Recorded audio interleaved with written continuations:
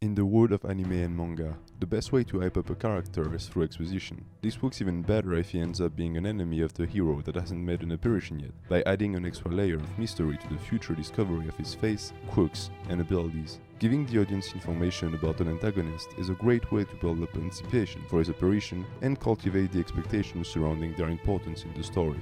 Toguro from Yu Yu Hakusho exemplifies this principle, but the best application of this narrative device is Kaido from One Piece, who has spoken about hundreds of chapters before actually showing himself in the story, making his first entrance one of the most epic scenes of what essentially constitutes an endless succession of masterfully crafted sequences. Grappler Baki often utilizes similar exposition strategy to build up incoming fights by presenting an upcoming challenge as being the most threatening opponent to appear in the series so far. Being a martial arts series, it often does so with fights. Outside of the fact that he is Yakuza and hired to beat up Baki, the first thing we learned about Hanayama is that he was already able to defeat 50 armed men in a fight in under 30 minutes. He is also only 2 years older than Baki, an easy way for the author to let us know that we can and should compare their accomplishments, which reflects poorly on Baki, who could only beat 35 opponents pre-Yasha Ape training.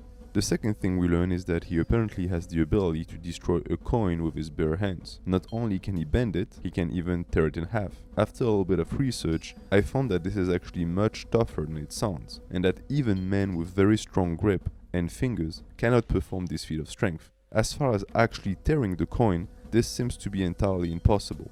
We don't know how or why until another Yakuza lets us know that Hanayama utilized a similar technique on his arm, which resulted in it being completely mangled. This apparently required no effort on the part of the 15-year-old, whose strength is being qualified as being beyond human by someone whose entire life as a pro wrestler revolves around fighting strong men every day. This exposition phase continues as several burly Yakuzas keep using similar epithets to describe Hanayama, explaining that he is the scariest and strongest fighter they have encountered in their life, despite still being a kid.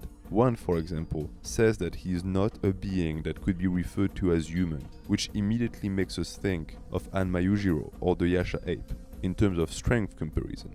He has the ability to strike fear into the heart of his opponents without even having to hurt them or threaten them in any way. His strength is so great that it transcends martial arts and has the potential to crush any style of fighting out there.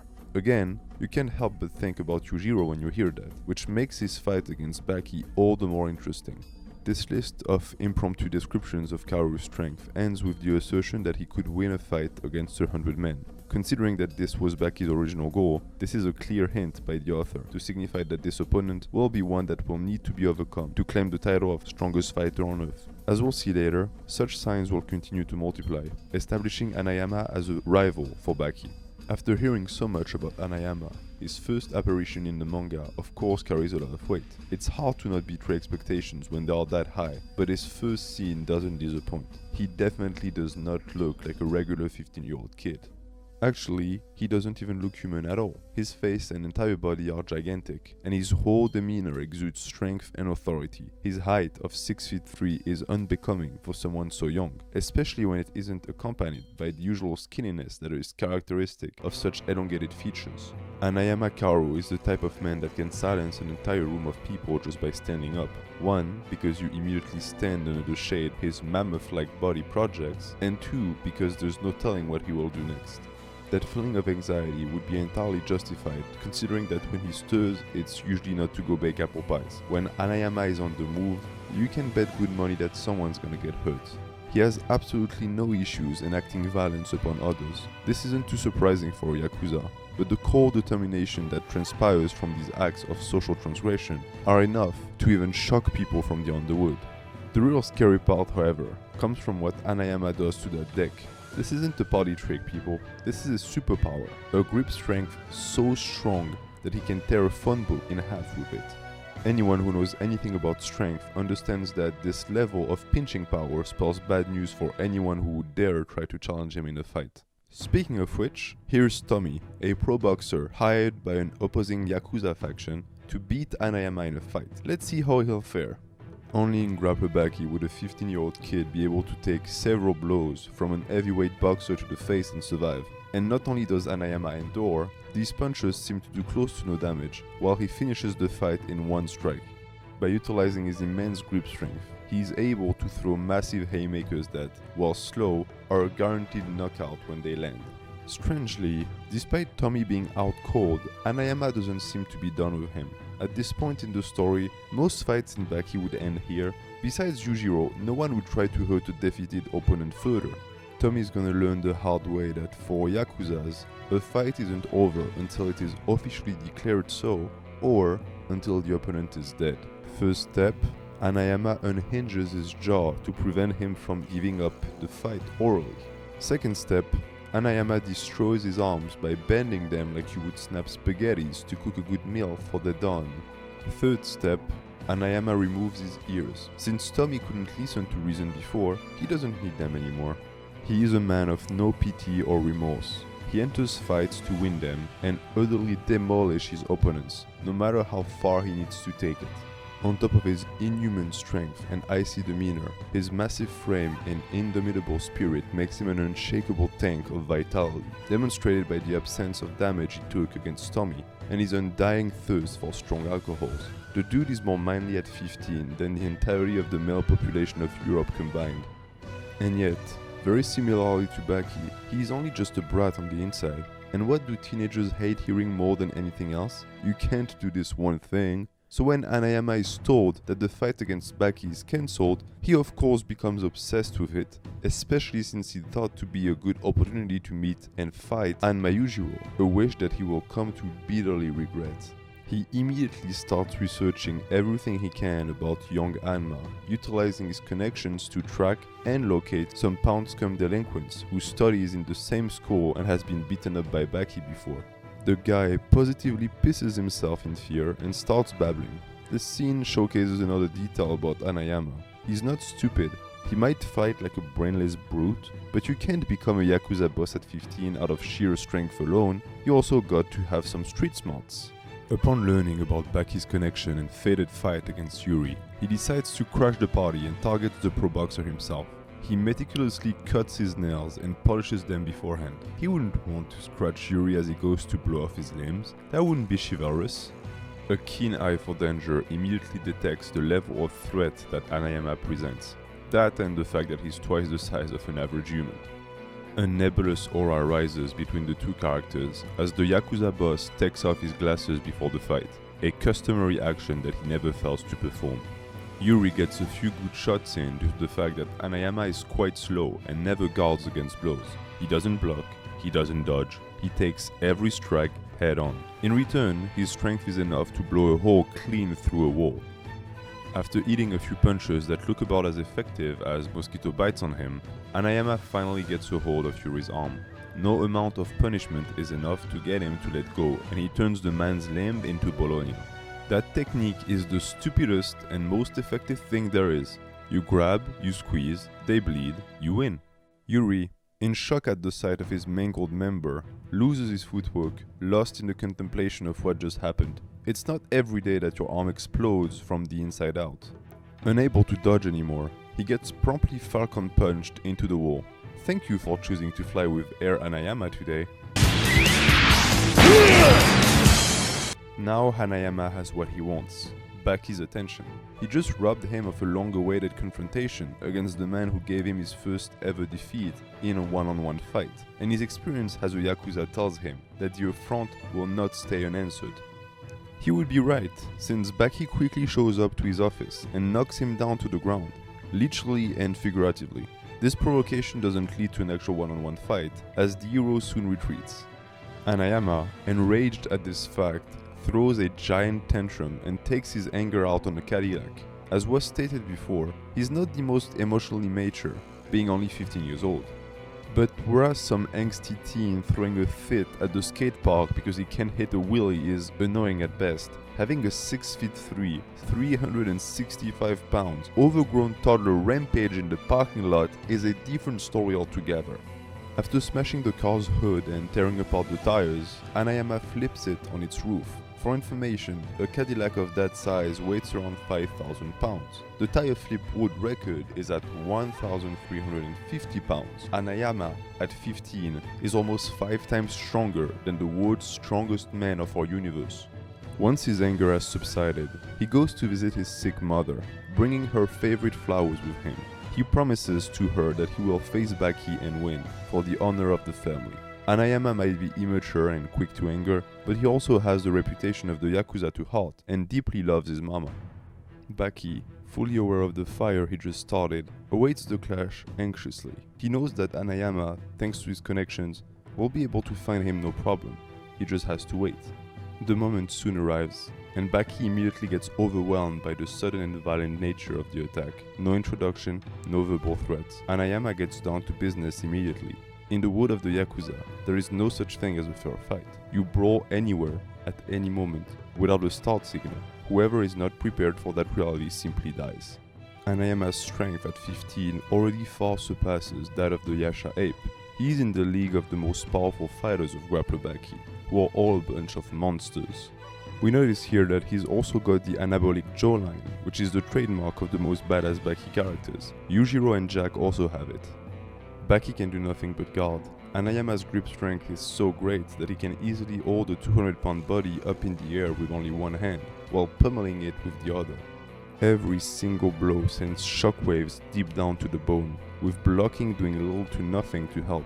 That insane power even leads Baki to compare Hanayama to Yujiro, even though we will soon see that this is wholly inaccurate. While I don't want to spoil too much of the fight for you, this was of course only the beginning, and the bout continues with Baki soon figuring out that he needs to pay close attention to Hanayama's grip. Recognizing that his opponent is of great value, the Yakuza boss reveals what he's been hiding underneath that poorly suited suit the whole time. A neck and traps 3 times the size of his head, and a torso to bout. Only wearing a fundoshi, Hanayama stands in the middle of the casino. Everyone is admiring as the 15-year-old boy strips down his clothes in public. This is totally normal in Japan, and not something you would only see in an anime as crazy as Baki. His entire body is monstrously big and thick, with 3 trunk legs and a massively developed core and chest. And it's not like he's fat either. The muscles are well defined and ripped. Forget about him being only 15. Not even 50 years of training will give you a body like that. But that's not all. Hanayama has yet to reveal his most shocking feature. Upon turning around, his upper back is revealed in all its yoked glory. Despite being gigantic and covered in scars, it is also fully tattooed. This art piece represents the credo of the Hanayama family, a man standing up for what he believes in. It is pictured as a scar-covered demon-like figure, carrying a bell on his back. It exudes an aura of power and strong will that fits the young Yakuza's personality perfectly. It gets even better when you learn that Hanayama had it customized himself, by going out of his way to get slashed by katanas, finalizing what he considers to be the true essence of the standing man motto. You see, this traditional Japanese tattoo that has been passed down from generation to generation within the Hanayama family is not supposed to be cut up, but the young masters decided otherwise. As a man of great passion and strength, he couldn't bear to not be fully embodying the essence of what the tattoo meant. By allowing his body to get slashed along with the art, he managed to achieve the quintessential nature of the standing man.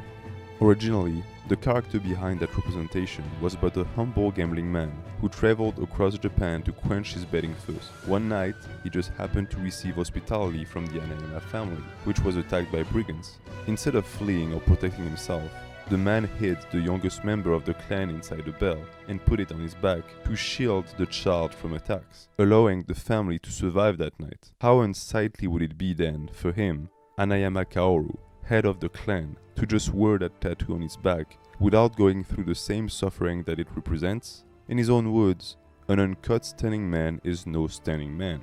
That insane determination arose from the cultural environment in which Kaoru grew up in, promoting his feelings of belonging and pride towards his family name and their values. However, it doesn't explain his otherworldly strength. That was purely genetic.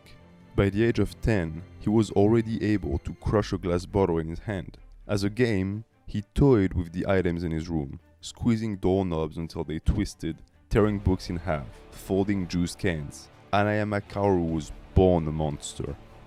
Even though Grappler Baki is a manga that insists a lot on the importance of hard work to fulfill your goals, genetics still has its place in the story. The same can be said in real life. While there is no point in whining about it, some people are just born blessed with superior physical abilities. Hanayama is one of them. He entirely relies on his genetic gifts to fight and utilizes his grip as a powerful tool to destroy his opponents. Besides crushing his opponent's limb into a pulp, he can also grab the floor underneath them to make up for his lack of speed. If you need some flooring work done, call Hanayama Clan at 811 Grip Strength Rocks. Warning, the handyman that will show up to your house is a little bit intense. That strength is made evident by Hanayama's physique. He is easily one of the biggest and most jacked characters of the series, especially when compared to Baki, who is on the smaller side. Of course, it being a martial arts series, size isn't everything, and a big part of the story is seeing Baki triumph against much larger and muscular opponents. Hanayama's attempts to grab him get avoided several times, and the giant gets thrown to the ground, never able to inflict critical limb explosions. This motivates him to finally get serious and put up a stance. This might sound like nothing, but for someone like Hanayama Kaoru, who never attempts to block punches or kicks, it's a big deal. It's also the first time he's taken a fighting stance in the entire series. This position allows him to throw the strongest type of punch he is able to launch, which almost kills Baki. Eventually, however, they get blocked, costing Hanayama his fingers. No biggie for the mafia boss, who uses his grip strength to set them straight, unresponsive to the pain. The fight turns into a battle of pure will, with each fighter's body getting damaged beyond the point of no return. Despite being 1 foot taller, almost 200 pounds heavier, and 5 times stronger than Baki, Hanayama loses. Recognizing that despite his insane physical superiority, he will not be able to claim victory, he gracefully accepts his loss and calls it quits for the day. This will be one of the only times Kaoru Hanayama admits defeat without being out cold. Unfortunately for our two teenagers, the adulthood came knocking on the door, and their little honeymoon got interrupted by a most sinister figure. Hanma Yujiro, the strongest creature on earth, swoops in and steals the show. Unimpressed by their performance, he announces that they must continue to fight to the death. After Baki gets knocked out for talking back to his father, Hanayama rushes in and immediately loses his legs. This is what happens when a man who was blessed by the gods goes up against the devil himself. But let's not get ahead of ourselves here. Hanayama eventually recovers and goes on to become even bigger and stronger. But that, along with the history of the demon known as Hanma Yujiro, is a story for another episode of Manga. Thanks for watching, have a good day.